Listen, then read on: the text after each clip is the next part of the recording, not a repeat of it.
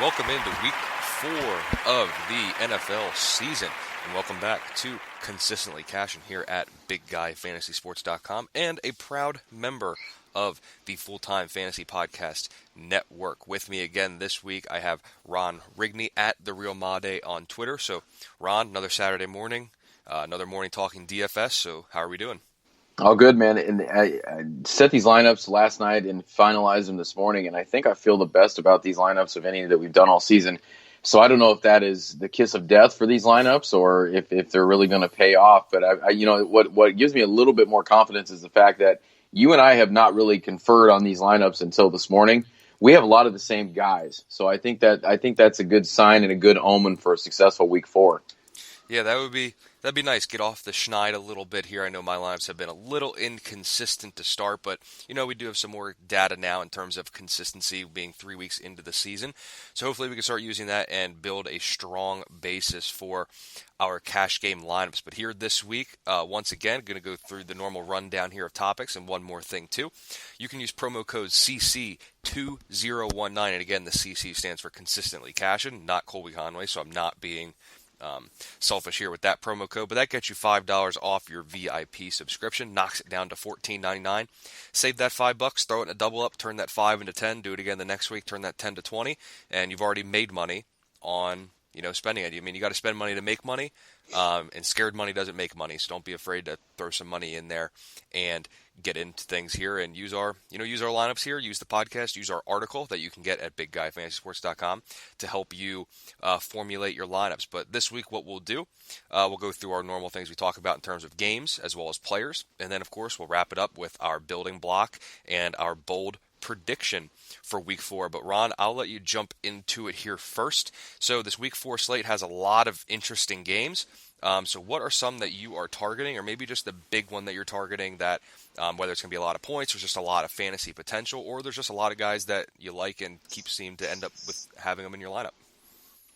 Well, I feel like I've kind of spread it around a little bit. There's 3 that kind of jump off the page at me, and of course they are the 3 that happen to be the 3 highest totals of the week. So I'm going to pinpoint, I'll pinpoint the Rams, Bucks, and you're going to hear, there's one Ram especially, I think you're going to hear his name come up quite a bit, but I think there's a lot of garbage time production if you're looking at the Bucks side of the ball.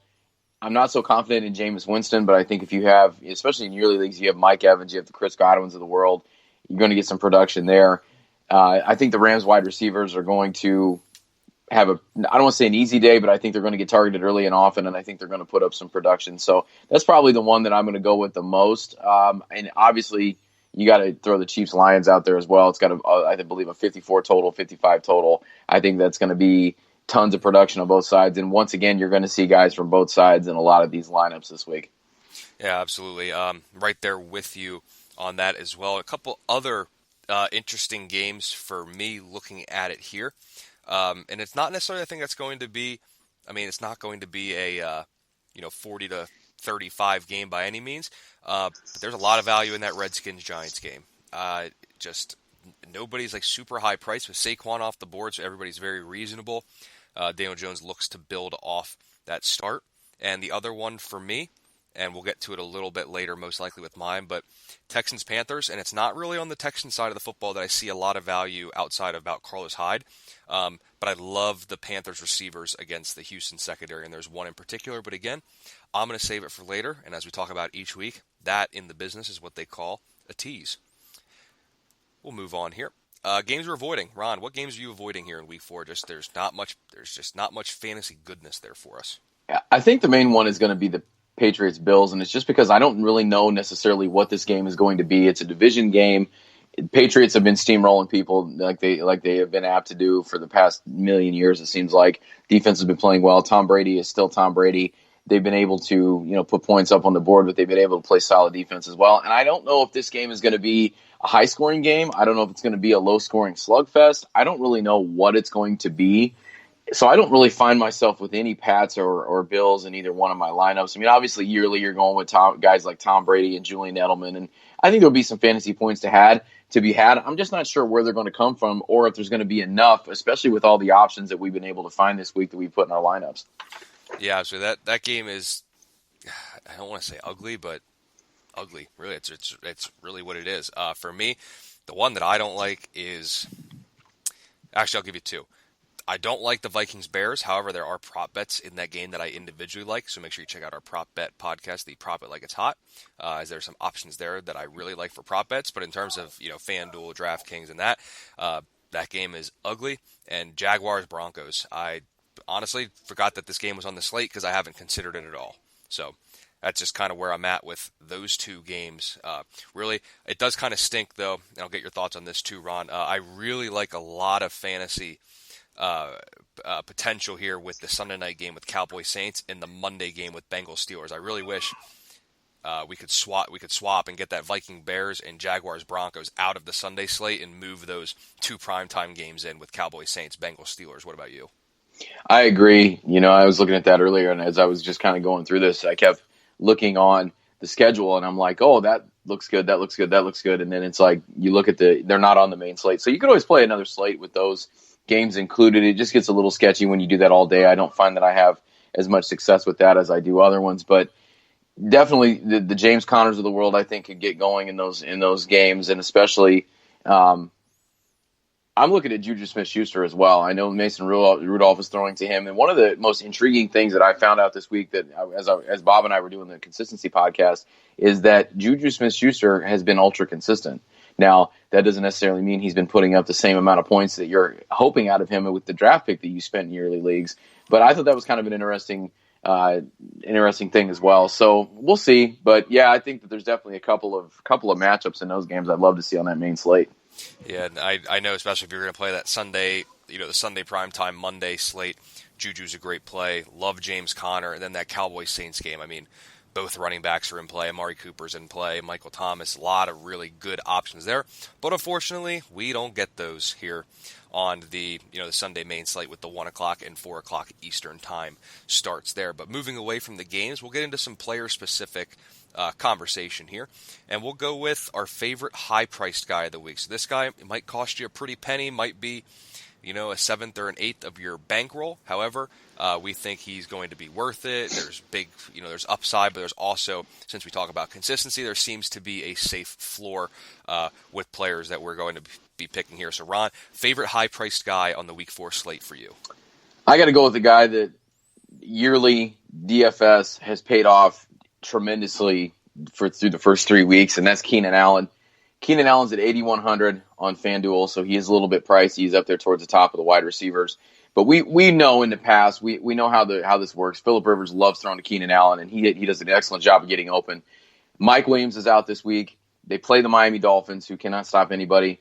Possibly Melvin Gordon coming back, so you could see this get out of hand and maybe them start handing the ball to everybody. But beyond that, they're going to have to move the ball, and they're going to have to put some points on the board. And with Mike Williams out, not a whole lot behind him, not necessarily reliable tight ends in that scenario, Keenan Allen is going to get targeted early and often again. He's got 42 targets through 3 games. He's averaging 135 yards a game. I see no reason that he doesn't keep it rolling. And for that $8,100 price tag, I think he's definitely going to return some big points.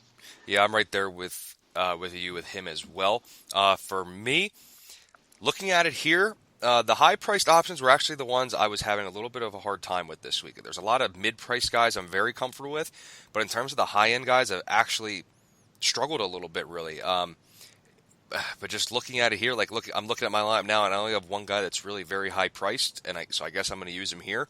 But actually, I'll switch a little bit here. I'll go chalk, and I'll go Patrick Mahomes. It's hard not to play him on any slate. And looking here at Detroit, Darius Slay, Detroit's top corner, is banged up a little bit. So if he doesn't play, it's a big upgrade. And even if he does, he's going to be banged up. That Detroit secondary is going to have their hands full with the speed of McCole Hardman, Demarcus Robinson, and obviously Sammy Watkins. So it's hard to avoid Patrick Mahomes. I know you can save some money and look elsewhere, but it's very, very, very tough at this point. And actually, too, especially considering that Mahomes, his price went down from last week, and he still threw for 374 yards and 3 touchdowns.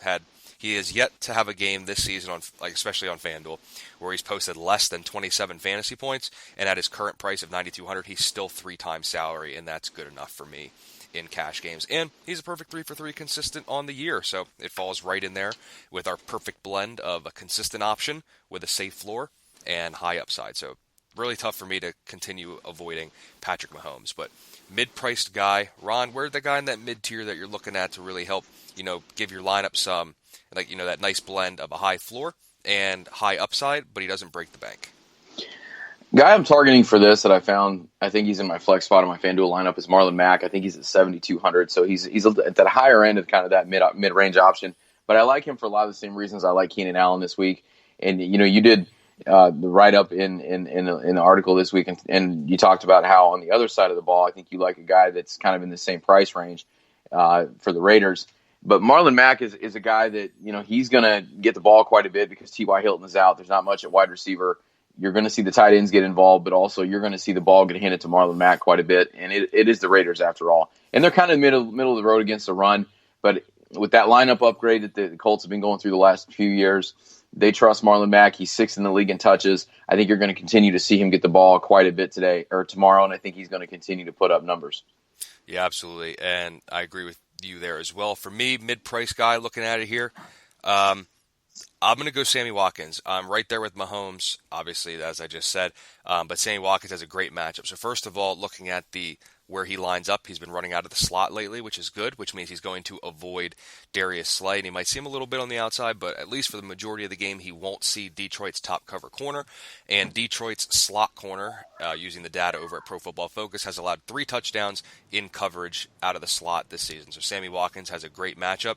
Obviously, he was dominant in week 1 statistically, and it's been a little bit of a fall off from there. However, I think everybody's kind of gravitating towards Hardman and Robinson after some of their recent performances. But don't forget just how good Sammy Watkins is when healthy, and as long as he can stay out there for a full 4 quarters, if Mahomes throws for 350 like he seems to do just about every single week, really hard not to like Sammy Watkins as well. Over at FanDuel, only 6,900. That was very encouraging to me, considering guys like Adam Thielen, Chris Godwin, Robert Woods, and guys like that are actually priced higher than Sammy Watkins. And DeMarcus Robinson's only $200 cheaper, and Hardman's only $400 cheaper. So we're not talking about a big upgrade up there to Sammy Watkins. And when you look at Watkins, target totals 8, 13, and 11 in the 3 games this season. So I'll take the volume, and I think it blends with his upside this week. So favorite low price guy who saves a couple dollars in the bank there so that we can afford some of these high price guys? So I'm going to go with a couple guys. I'm actually going to give you 2 because I've got a couple that I went with my DK lineup because I did decide to go with Patrick Mahomes there. And like you said, you're paying up for him, but you're paying up for him for a reason because you're going to get that production. And so I had to find some lower priced options in a couple of places. So the first guy I went with was at wide receiver, Paul Richardson, $3,700, going against the Giants defense. Giants are just atrocious on that side of the ball. And my guy Terry McLaurin might not play this week, so that gives me a little bit more hope as far as some targets for Richardson. And when you look at what Washington did Monday night against Chicago, that game was ugly, but there was a lot of garbage time production to be had. So they have the capabilities of putting up some numbers against a bad defense. Next one I'm going to go with Eric Ebron, and I like him for the same reasons I like Marlon Mack. I kind of mentioned it before. T.Y. Hilton out. They were already without Devin Funchess. There's just not a lot at wide receiver. Jacoby Brissett, I think, is going to be looking at the tight ends quite a bit, and Eric Ebron is trying to get off the schneid. He's only $4,000 on DK. I look for him to get in the end zone. He may not have the reception type volume, but I look for at least 1 touchdown out of Eric Ebron. But I also look for the targets to go up as well. And if you want to go even deeper, Jack Doyle's a guy you might look at for a much cheaper option at tight end. I think he's going to get some more looks today as well. Absolutely. I'll go with the guy that you have, actually a little tease here, in your tight end spot over on FanDuel. But for me, it's Will Dissly. Really hard to ignore tight ends against Arizona this season. Arizona literally hasn't stopped any tight end.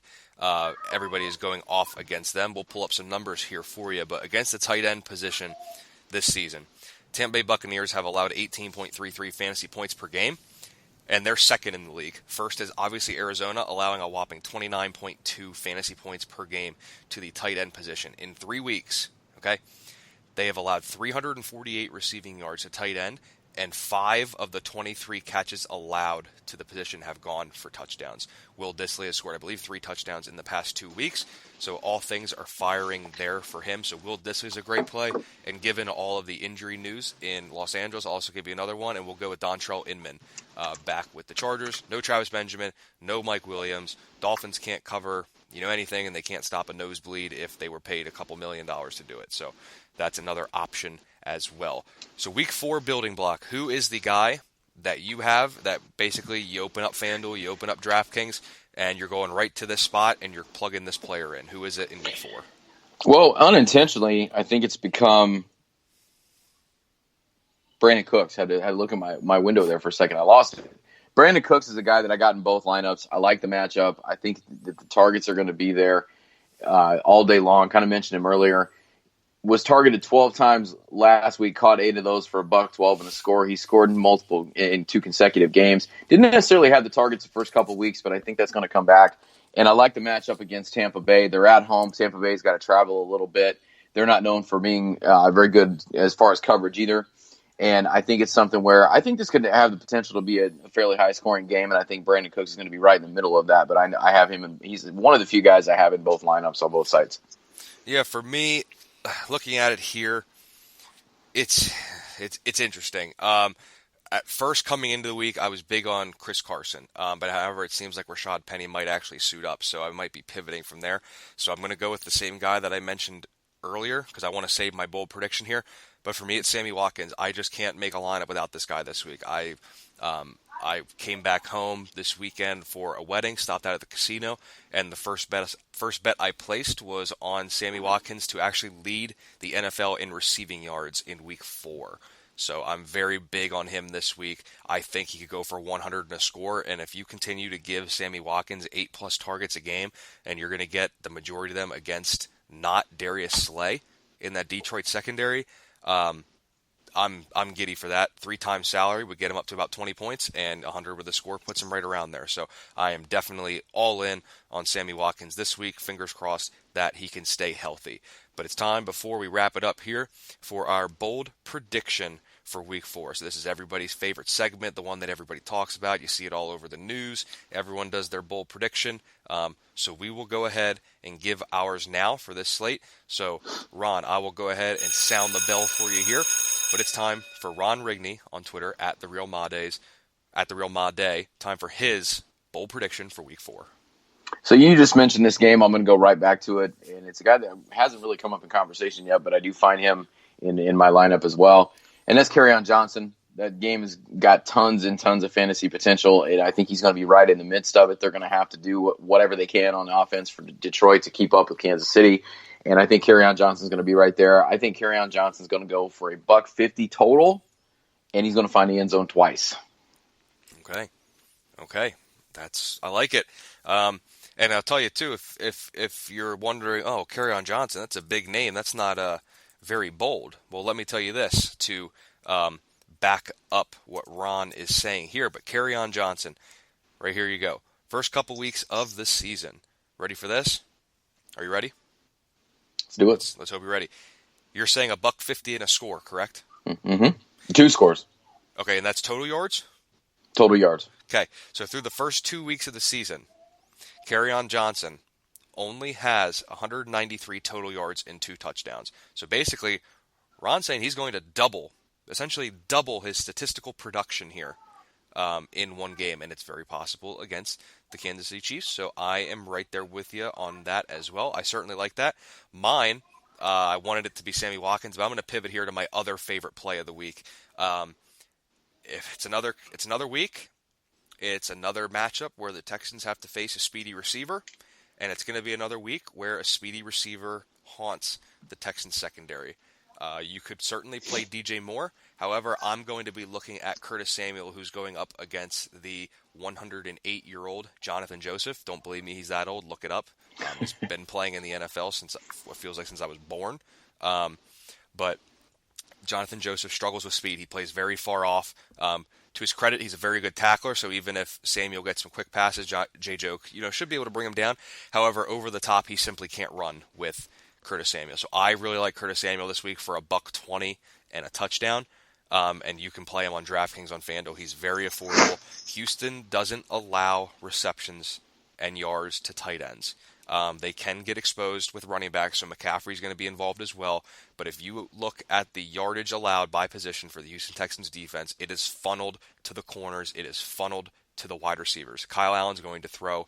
He's obviously McCaffrey's going to get his work, but it's going to be Curtis Samuel. He could get 10 targets in this game, and if he does that, he is going to feast on this Houston secondary. Houston still wins. Don't get me wrong. Houston's going to win, but Curtis Samuel's going to have a nice little day and give us, 3 to 4 times salary on both of those sites. So we can wrap it up here one more time. Promo code CC 2019 for $5 off your VIP subscription over at BigGuyFantasySports.com. Once again, the Consistently Cashin podcast here is a proud member of the Full-Time Fantasy Podcast Network. And one last thing, I'll go ahead and give Ron the floor here to any final parting shots for the Week 4 slate. Well, enjoy your Week 4. A few fun games on the slate, so hopefully you get to do what you do and catch those on Sunday night, and Monday. Main thing, I know we're a football podcast here, but let's go Rays. My Rays clinched last night. They just got to do a little bit more work to hopefully host the wild card against Oakland, so hopefully they can get that done. But Rays up, baby, Rays up. I like it. I tend to root for the Yankees, so I do appreciate the Rays and what they're doing and everything. So right there with you. Congrats to all those teams. Baseball season's winding down to an end. Get into some October baseball, which is always a great time of year. And October baseball during the week always plays well with football on Sunday. So I like the nice little blend of the couple weeks of dual sport action that we get there. But absolutely, best of luck in your Week 4 slates. As always, stay consistent, and we will see you next Saturday as we already head into Week 5 of the NFL season. But good luck in Week 4, and we will see you soon.